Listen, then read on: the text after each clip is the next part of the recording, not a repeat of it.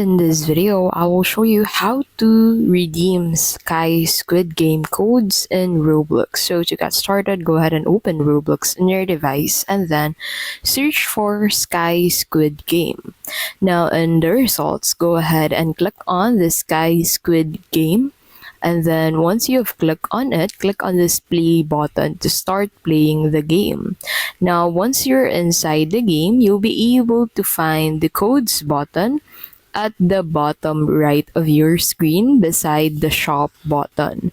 So make sure to claim the daily streak first and then go ahead and click on that code button. Now to be able to redeem codes, you need to go ahead and join the Kublum group to use the code. So click on this Roblox icon at the top left of your screen and then click on leave.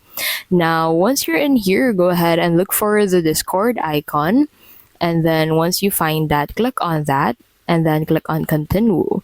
Now that will take you to Discord. So on Discord, you need to go ahead and join the Kublum server. Now after you join the Kublum server, you need to verify with Blocks link. So you need to click on that verify with Blocks link. And then once you're verified with Blocks link, go ahead and head back into Sky Squid Game on Roblox. So go ahead and re-access Roblox.